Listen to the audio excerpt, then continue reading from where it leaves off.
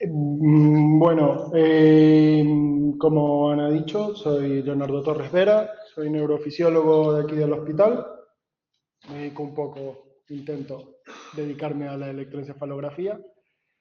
Y bueno, si vamos a hablar de estatus, si vamos a hablar de estatus epilépticos, si vamos a hablar de epilepsia, tenemos que hablar de neurofisiología y tenemos que hablar de electroencefalografía, sobre todo al ser una, como ya bien lo han mencionado, un gol estándar para el diagnóstico de crisis y en algunos casos de estatus. Algo de generalidades, muy por encima. A ver, es algo muy general, ya que estamos hablando de niños, adultos.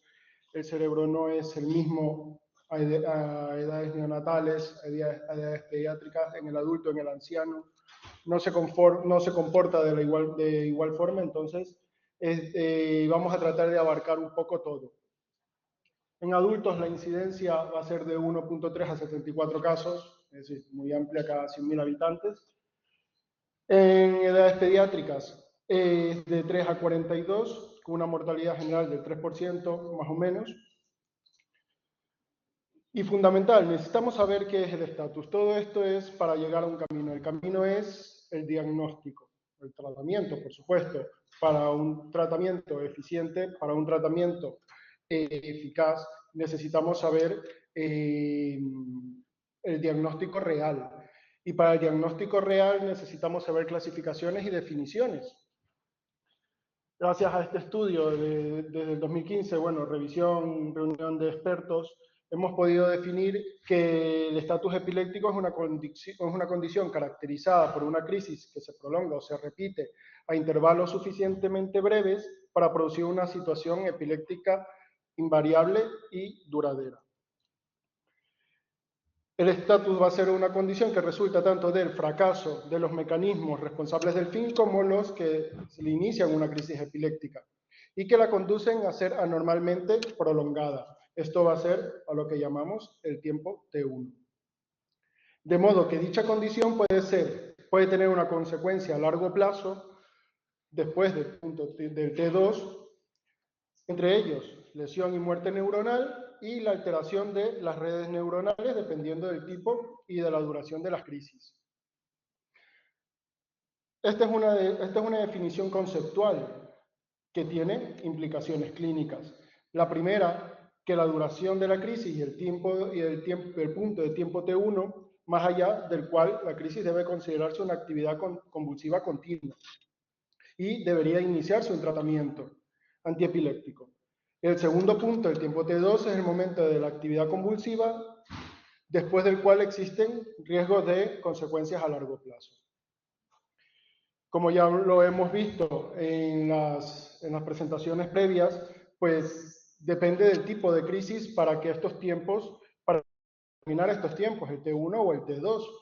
En el estatus tónico-clónico hablamos de 5 minutos el T1 y 30 minutos el T2. En el estatus focal con una afectación del nivel de conciencia, hablamos de 10 minutos el T1, más de 60 minutos el T2.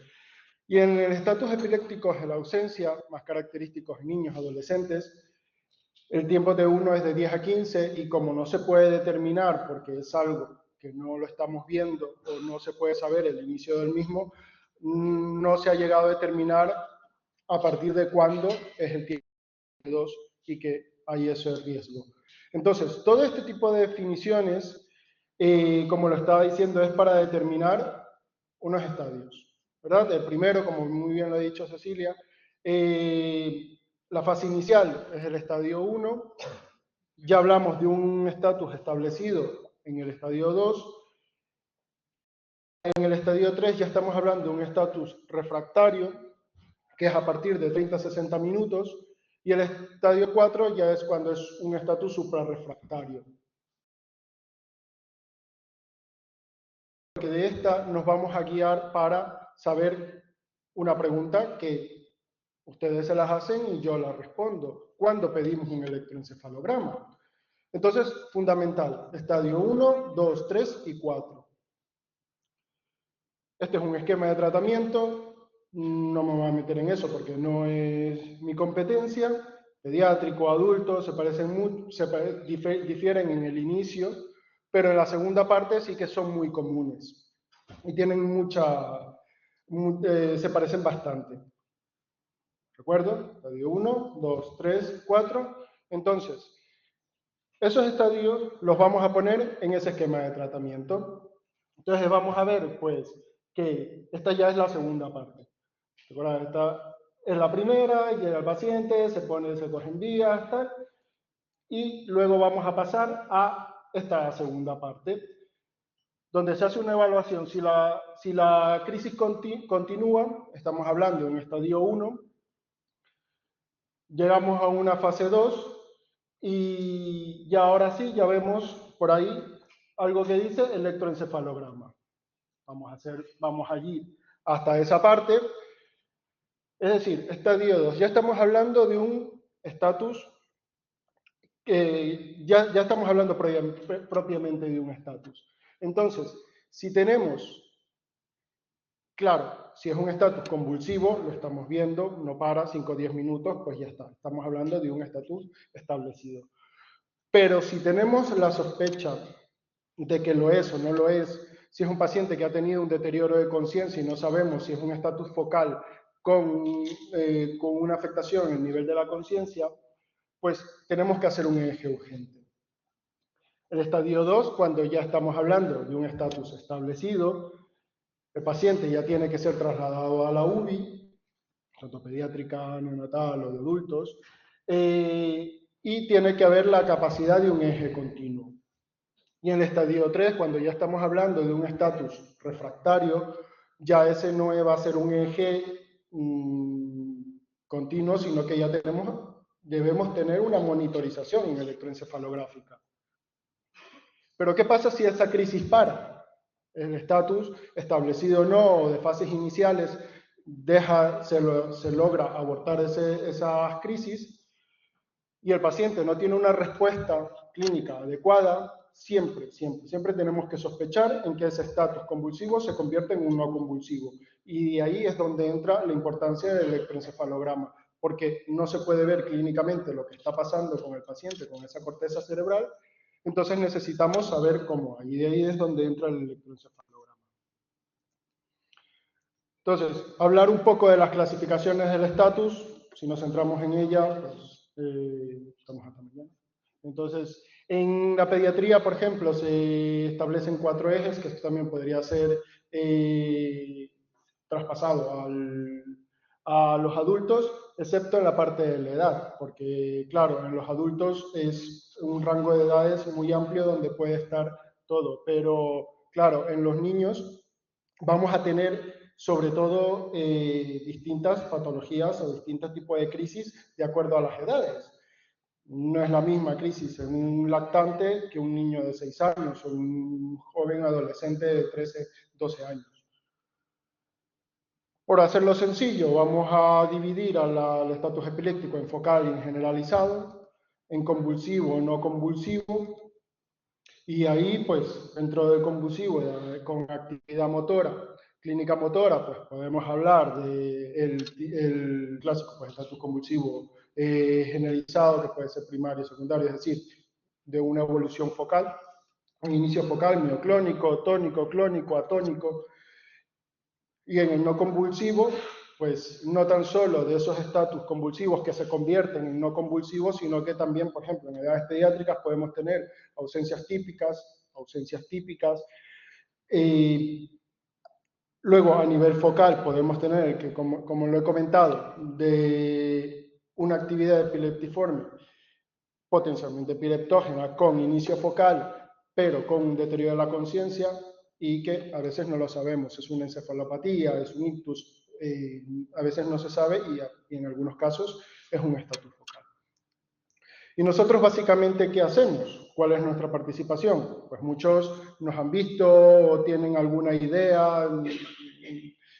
Cuando vamos a contar algo, corren, porque es algo muy complejo y no sabemos exactamente, y a veces no se sabe qué es. Básicamente nosotros lo que utilizamos es un gorro para poner unos electrodos 23, 24 electrodos para registrar la mayor cantidad, la mayor regiones de la corteza cerebral.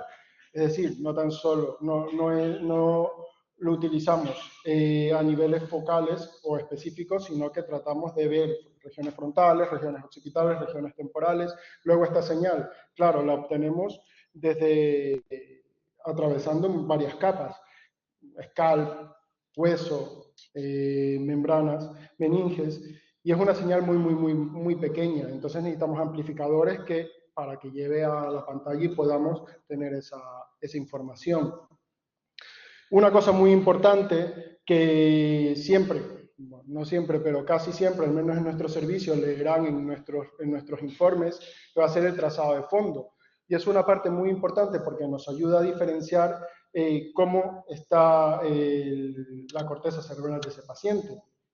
Entonces podemos ver si el registro es continuo o discontinuo y podemos saber, por ejemplo, en casos de muerte encefálica o de paradas o de encefalopatías posanóxicas, podemos determinar pues, si existe una encefalopatía, el grado de la misma.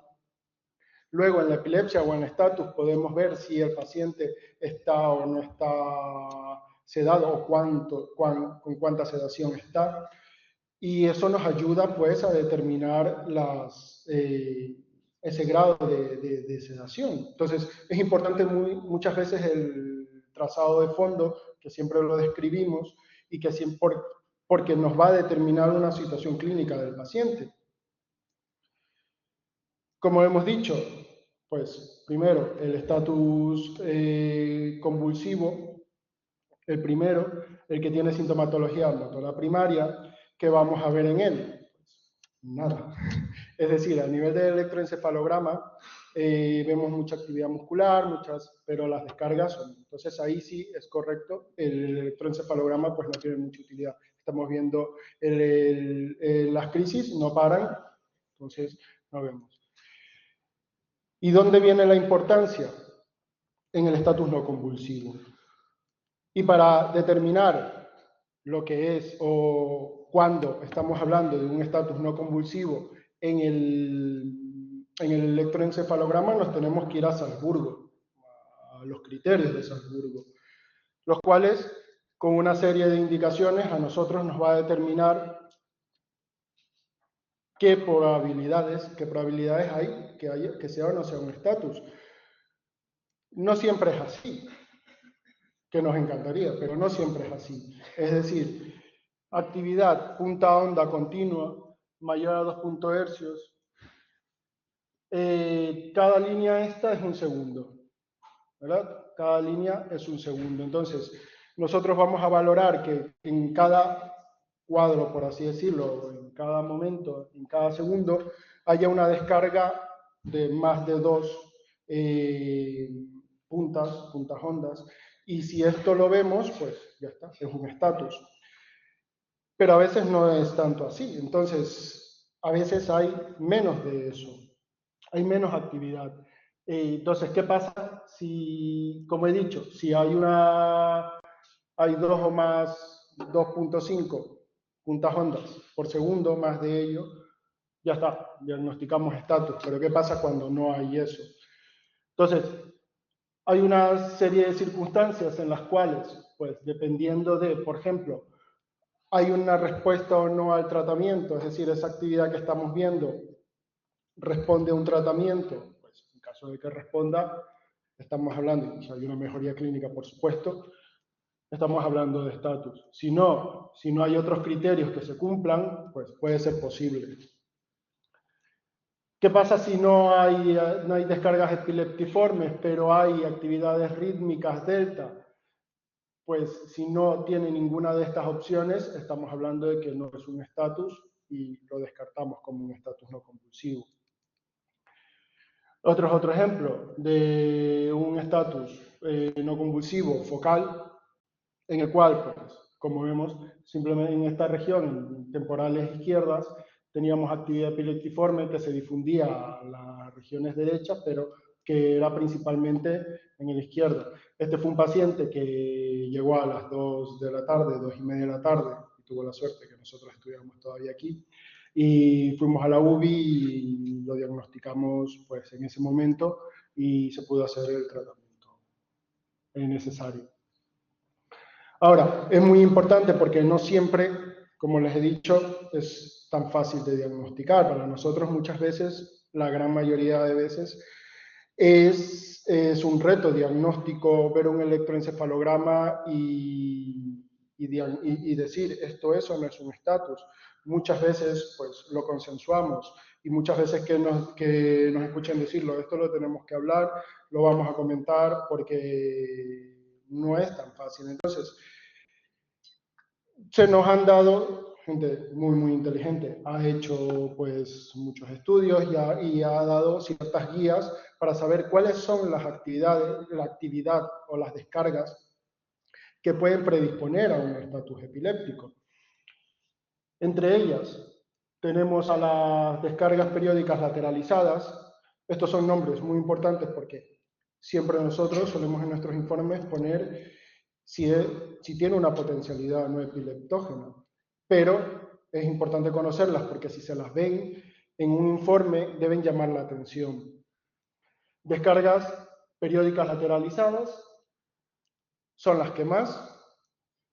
Esta línea entrecortada va a ser lo que es el riesgo de crisis. Entonces, muchas veces hablamos no tan solo de estatus, porque a veces, listo, está hecho el estatus, o resuelto, pero a veces queda actividad intercrítica, es decir, actividad que puede ser potencialmente epileptógena. Entonces, para ello necesitamos saber si esa actividad que estamos viendo que ha quedado va a llevar a que nuevamente se encadene otro estatus. De ese tipo de actividad, la que más son las descargas periódicas lateralizadas. Luego, aquí tenemos a las descargas periódicas generalizadas, a la actividad delta rítmica lateralizada, que está como en la mitad. ¿Y por qué está en la mitad? Porque si tienen un plus, un modificador plus, que son estos signos de más que los vemos ahí al lado, es porque o tienen una actividad aguda superpuesta, que tiene actividad rítmica, actividad rápida superpuesta, que aumenta en frecuencia o que tiene una frecuencia determinada, van a hacer que sean que tengan mayor potencialidad epileptógena. Y luego tenemos la actividad delta generalizada, rítmica generalizada. Ese tipo de actividad no es una actividad potencialmente epileptógena. Vamos a ver algunos ejemplos. Dentro de ellas, pues estas son las descargas laterales periódicas. Esta es una actividad delta rítmica generalizada. Esta actividad no es potencialmente epileptógena, aunque lo veamos, pues no es un estatus, ni va a llegar a ser un estatus, ni inclusive aunque tenga algún modificador. No se puede tener este tipo de actividad, sino que tiene que modificarse a una descarga más rítmica o a una frecuencia determinada, pero esta de aquí no lo va a hacer. Y luego pues tenemos, dentro de todo lo que he dicho, esto es pues el patrón continuo tal interictal, que dependiendo de las características que tenga, vamos a determinar pues si es potencialmente no epileptógeno. Se trata, depende. No se trata, porque a veces sabemos, o sea, no es solamente de poner los fármacos, porque sabemos que los fármacos tienen sus efectos secundarios. Entonces, de ahí la importancia de determinarlo, si se debería o no debería tratar, dependiendo también de las características del electroencefalograma. Si la actividad es un patrón rítmico de punta a onda, de una onda cada segundo, o menor de 2.5, recordemos que a partir de 2.5 es un estatus sí o sí. Si ese patrón dura menos de un hercio, es decir, menos de una onda por segundo, pero que dura más de 10 segundos y tiene un modificador, si es una actividad delta rítmica lateralizada mayor de un segundo por 10 segundos más un modificador, y si es un patrón no compatible con un estatus o con una crisis eléctrica. Y bueno, y un detalle sobre el eje cuantificado, una herramienta súper útil para la determinación y sobre todo en las unidades de cuidados intensivos, Pues esta es una imagen pues, de las amplitudes, como vemos, pues aquí tenemos dos canales, muy útil, muy necesario, sobre todo, pues, como lo han mencionado, en nuestro hospital, lastimosamente nosotros no podemos hacer guardia, no las tenemos, ya quisiéramos tenerlas, pero no las tenemos y es una herramienta muy útil para esas situaciones. Sus limitaciones, el aspecto técnico, porque claro, dependiendo de los electrodos o de la configuración que se tiene que tener en cuenta, solamente hablamos de dos canales y es muy útil para la actividad generalizada o la actividad frontal o donde estén los canales, pero si es un estatus focal a nivel temporal o a nivel occipital, la información no va a llegar porque los electrodos están en un sitio determinado y puede perderse mucha información. Tema de artefactos, a veces pueden parecerse a actividad epileptiforme y que pues, conlleve a un sobretratamiento. Y luego, pues, parte también del eje cuantificado, que esto ya es lo que nosotros tenemos, donde podemos ver la actividad en colores, podemos ver donde hay mayor, por ejemplo, mayor durante toda la noche, o sea, durante toda la noche, durante muchas horas, durante varias horas, se puede determinar y con un análisis comprimido podemos verlo. Esto es más complejo de lo que parece, o sea, muchas veces se trata, inclusive en los americanos suelen ser muy prácticos en este sentido y suelen hacerlo que tiene forma de cascada o que tiene forma de árboles o que tiene forma de una puerta, o sea, al final como para memorizar o para poder determinarlo hay ciertos patrones, pero es algo complejo que necesita mucha formación y que nos ayuda muchísimo pues para determinar, pasar un electroencefalograma completo donde esté todas las regiones y poder verlos ahí. Y nada más. Para concluir, recordar la importancia de la identificación de la causa y correcta clasificación de un estatus epiléptico para poder llegar a un tratamiento oportuno, evitar consecuencias a largo plazo y evitar el sobretratamiento, el tratamiento innecesario.